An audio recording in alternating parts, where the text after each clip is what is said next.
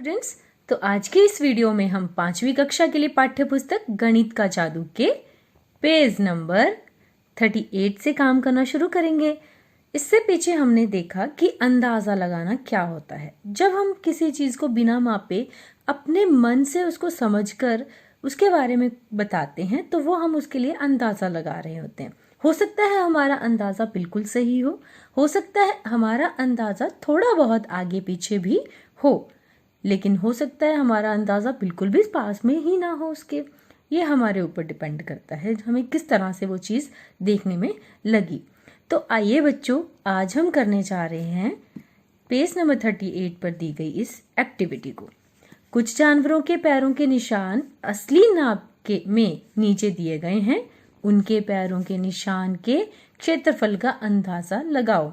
अब यहाँ पर हमारे लिए कुछ जानवरों के पैरों के निशान दिए गए हैं। वो यहाँ पे हमारे पास इकाई वर्ग में दिए गए हैं, जो कि वर्ग हम देख रहे हैं 1 सेंटीमीटर भुजा वाला है। वहाँ पे उस मुर्गी के पैर का निशान यहाँ पे बनाया गया है।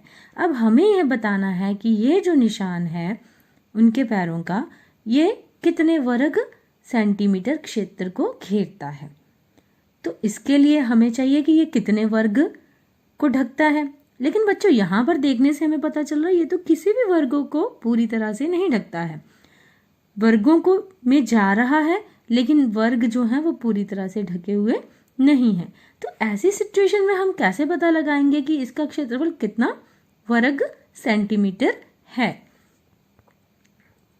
तो बच्चों, इसके लिए हम कर सकते हैं कि हम रीअरेंजमेंट करें। थोड़ा सा हम ध्यान से देखें कि ये वर्ग आधा है और ये इतना हिस्सा अगर हम यहाँ लगा दें तो ये काफ़ी हद तक इसको कवर कर लेगा, और साथ में इसको भी मिला दें तो ये वर्ग हमारा कंप्लीट हो जाएगा।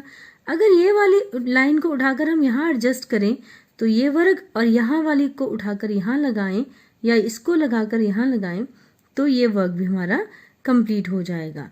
और इसी तरह अगर इसको उठाकर हम यहाँ ले आते हैं तो, और ये जो ऊपर वाला हिस्सा है उसको भी यहाँ ले आते हैं तो हमारे 1, 2 और 3 वर्ग यहाँ पर कंप्लीट हो जाएंगे। तो हम अंदाज़ा लगा रहे हैं कि मुर्गी के पैर का जो निशान यहाँ पर बनाया गया है वो लगभग 3 वर्ग को कंप्लीट करता है, इसलिए इसका क्षेत्रफल जो है वो रहेगा 3 वर्ग सेंटीमीटर। उसके बाद है नेक्स्ट फिगर हमारे पास ये एक हमें बताया गया है कुत्ते के पैर का निशान है, और हमें बताना है कि कितने वर्ग सेंटीमीटर क्षेत्रफल घेरता है। तो यहाँ से 1, अगर ये थोड़ा सा कम है तो इसको यहाँ लगा देंगे, 2 हो जाएंगे। इसको यहाँ लगा दिया 3, 4, 5, इसको उठाकर यहाँ मिक्स करें तो 6, 7, इसको मिला के यहाँ ले आएंगे 8, और ये वाले और दोनों को मिला के 9। तो लगभग ये हमें लग रहा है कि 9 वर्ग सेंटीमीटर के आसपास रहेगा। तो हमारा अंदाज़ा है ये हो सकता है 9 वर्ग सेंटीमीटर भी हो, या हो सकता है 10 वर्ग सेंटीमीटर इसका क्षेत्रफल हो सकता है। तो इस तरह से हम चीज़ों को देखकर उनके बारे में समझकर उनके बारे में हम बोलते हैं, तो वो हम उनके लिए अपनी अंदाज़ा बता रहे होते हैं, और वो अंदाज़ा हमारा आसपास लगभग ठीक होता है, नहीं तो आगे पीछे भी हो सकता है। देखिए बच्चों, अब अगला है क्षेत्रफल जल्दी मालूम करने के लिए हम इस प्रकार के बड़े वर्ग और आयत बना सकते हैं। जैसे यहाँ पर एक हमें एग्जाम्पल के लिए बनाकर दिखाया गया है। इसमें हम क्या कर रहे हैं, जो हमारे वर्ग पूरे हैं हम उनके साथ अगर आयत बन रही है तो आयत बना रहे हैं, अगर हमारा स्क्वायर बनता है तो हम स्क्वायर बना सकते हैं। तो इसी तरह हम इसके साथ यहाँ देखते हैं, तो यहाँ देखने से हमें पता चल रहा है कि ये यहाँ से शुरू हो रहा है और ये यहाँ तक जा रहा है, और ये स्क्वायर यहाँ तक जा रहा है। इस तरीके से ये स्क्वायर कंप्लीट हो गया। इस तरीके से यहाँ पर भी एक स्क्वायर कंप्लीट हो रहा है और एक यहाँ पर हमारा कंप्लीट हो रहा है। तो इस तरीके से हमने इसको कवर कर लिया। एक हमारा स्क्वायर ये, एक छोटा स्क्वायर ये बन रहा था, और ये रेक्टेंगल 2 स्क्वायर्स को मिलाकर बनी थी। तो ये हमारा कंप्लीट स्क्वायर्स आ रहे थे इसमें। इसी तरह अब नेक्स्ट हमारे पास आ रहा है, ये वाला स्क्वायर कंप्लीट है यहाँ से यहाँ तक, और ये देखिए यहाँ से यहाँ तक, और ये यहाँ से यहाँ तक। इस तरीके से ये हमारा स्क्वायर कंप्लीट है। अब बच्चों हम यहाँ देख सकते हैं कि हमारे इस बड़ी वाली आकृति में किस तरीके से हम कंप्लीट करते हैं। तो बच्चों यहाँ से कंप्लीट हो रहे हैं यहाँ तक, और ये वाला यहाँ तक। इस तरीके से हमारे 1 2 3 4 5 1/5 की ये रेक्टेंगल आ रही है एक। उसके बाद हमारी नेक्स्ट रो में एक एक स्क्वायर और बढ़ गया है, इट मीन्स ये ऐसे। तो ये जो स्क्वायर है हमारे ये 7/1 की हो गई है। और उससे नेक्स्ट देखें तो इस तरफ को हमारा एक और स्क्वायर बढ़ गया है, तो इसको कंप्लीट करते हैं। ये रेक्टेंगल हमारी 8/1 की हो गई है दिस। अब यहाँ से हम सीधा चले जाते हैं नीचे, तो यहाँ से हमारी एक रेक्टेंगल यहाँ तक कंप्लीट हो रही है लाइक दिस, ये वाली। लेकिन इसके साथ हमारी यहाँ से एक और 3/1 की रेक्टेंगल कंप्लीट हो रही है, और यहाँ से हम अगर देखें तो यहाँ पर भी हमारी रेक्टेंगल एक कंप्लीट हो रही है लाइक दिस। अब इसके साथ हमारी ये वाली एक रेक्टेंगल और बन रही है, जिसमें यहाँ से हमारे जा रहे हैं, तो ये है।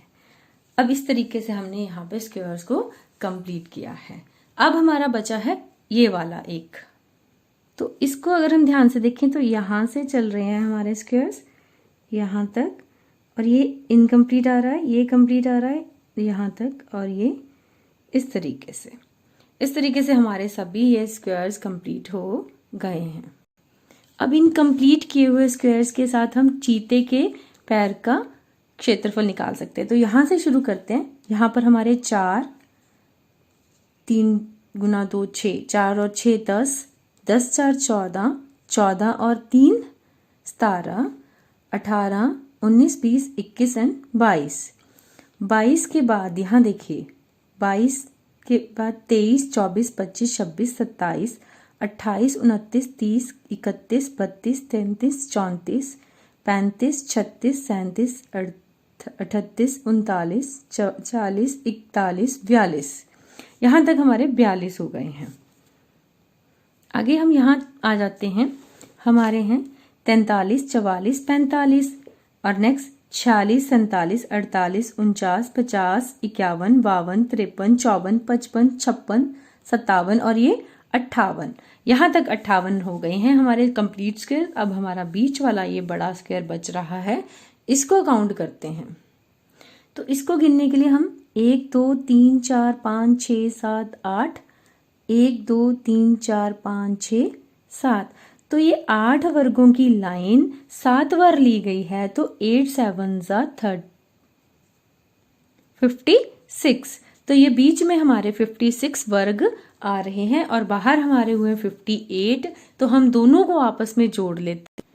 तो हम यहाँ लिखेंगे चीते के पैर में कुल वर्ग। तो जो कुल वर्ग हैं हमारे पास वो 58 + 56 थे। इन दोनों को जोड़ लेते हैं, 8 और 6 14, 5 और 5 10 और 1 11, तो 114 वर्ग आ गए हमारे पास।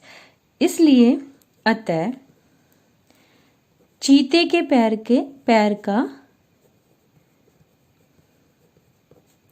क्षेत्रफल बराबर रहेगा 114 वर्ग सेंटीमीटर। तो इतना क्षेत्रफल उसने घेरा। अब नेक्स्ट है पेज नंबर 40, और पेज नंबर 40 पर हमें क्वेश्चन है मुझ में कितने वर्ग। यहाँ पर हमारे पास कुछ पिक्चर्स दी हुई हैं और हमसे पूछा जा रहा है कि यहाँ पर वो कितने वर्ग घेरती है।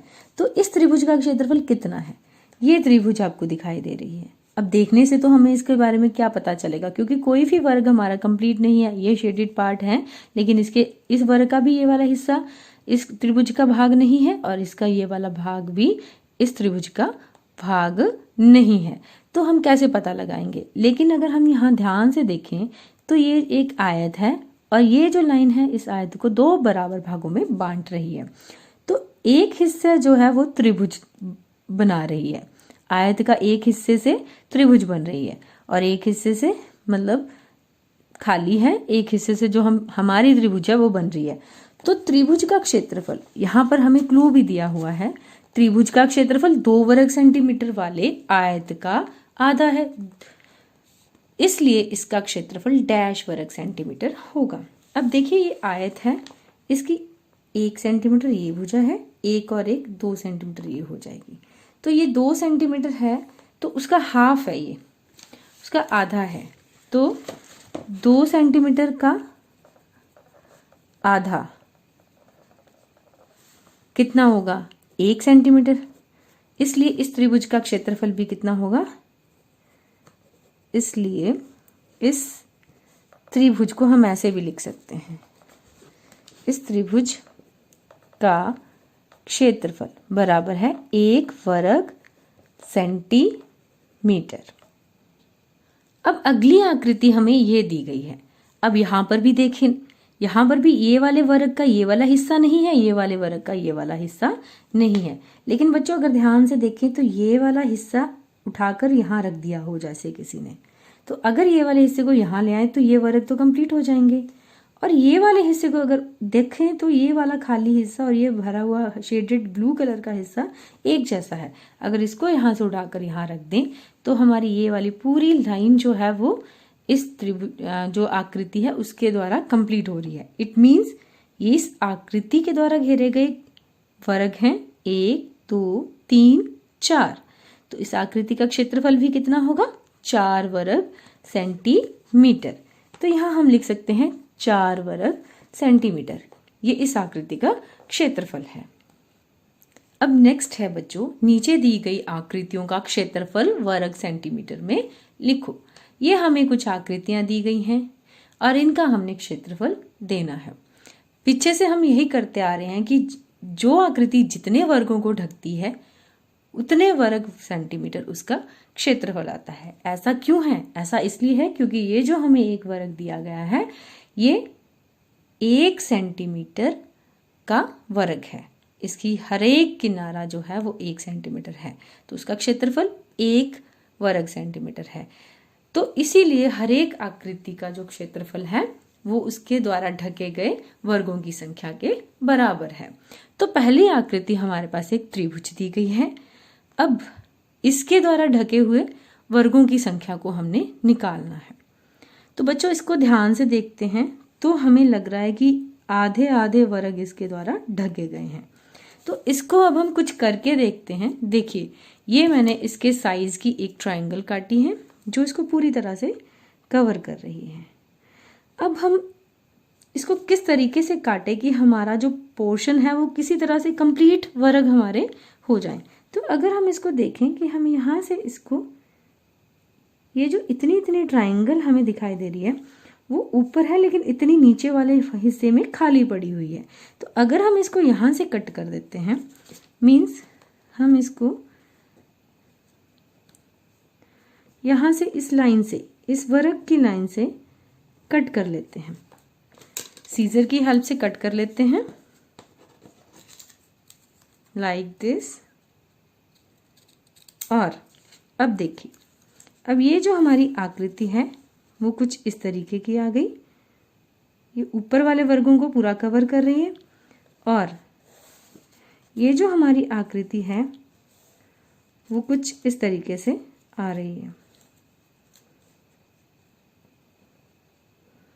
अब देखिए, अब ये जो आकृति है वो हमारे यहाँ से नीचे वाले सभी वर्गों को पूरा पूरा कवर कर रही है। 1 2 2 वर्ग 1 2 3 3 टाइम्स लेते हैं अगर हम, तो 3 2 ज़ा 6।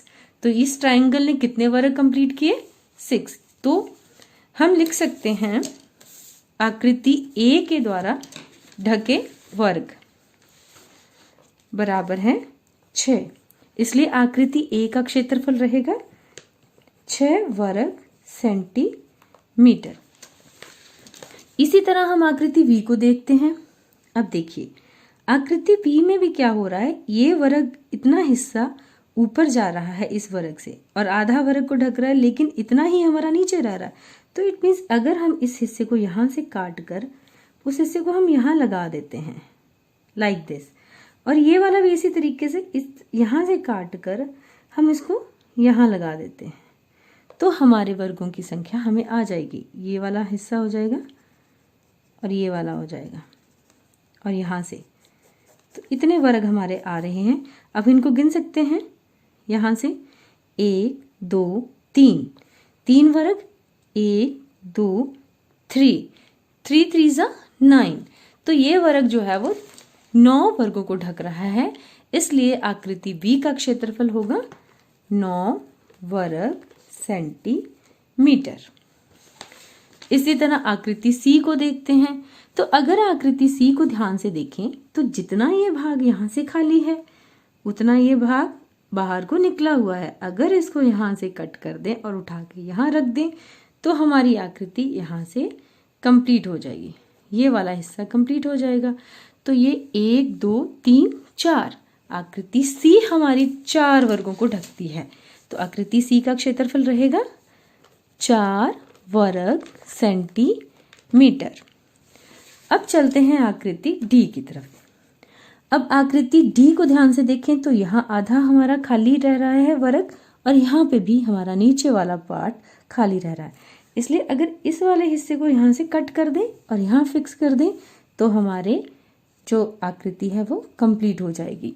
तो हमारे वर्गों की संख्या रहेगी 1 2 3 4 5 और 6, 6 गुणा 1 6। तो आकृति D का क्षेत्रफल रहेगा 6 वर्ग सेंटीमीटर। अब चलते हैं आकृति E की तरफ। इसको भी थोड़ा करके देखते हैं जैसे हमने पहले किया था। ये हमारे पास है, इसको हमने काटा था। अब देखिए यहाँ से हमें क्या देखने को मिल रहा है कि ये जो लाइन है, ये वर्ग की जो सीधी लाइन है, यहाँ से इतना हिस्सा यहाँ एक्स्ट्रा है और इतना यहाँ पे कम है। तो अगर हम इस हिस्से को यहाँ से कट कर लें, इसको हम यहाँ से कट कर लें और यहाँ पर फिक्स कर दें, तो ये हमारा हिस्सा जो है वो कुछ इस तरीके से कंप्लीट हो जाएगा। अब हम यहाँ आसानी से इसके द्वारा घेरे गए वर्गों की संख्या को नोट कर सकते हैं। तो 1 2 3 4 5 6 7 और 1 2 3, 7 इंटू 3 21। तो आकृति E का क्षेत्रफल आ रहा है 21 वर्ग सेंटीमीटर। और लास्ट हमारी अब आकृति बच रही है आकृति F। तो आकृति F को भी ध्यान से देखते हैं। यहाँ से जितना खाली है कर्व उतना ही ये अंदर को है, तो इसको हम यहाँ ले आते हैं और इसको कट कर लेते हैं, और जितना ये खाली है उतना ये बाहर को है, तो इसको भी हम शिफ्ट कर लेते हैं, यहाँ ले आते हैं और इसको कट कर देते हैं।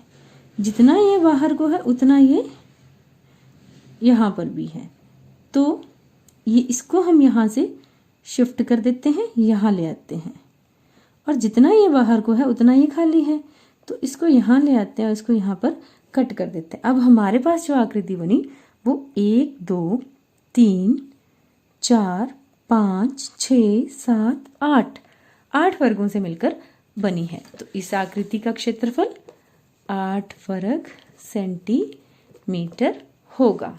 तो बच्चों आज हमने सीखा आकृतियों को सही तरीके से देख समझकर उनका क्षेत्रफल निकालना। बच्चों इस तरीके से हमने विभिन्न आकृतियों का वर्गों की सहायता से क्षेत्रफल निकालना सीखा।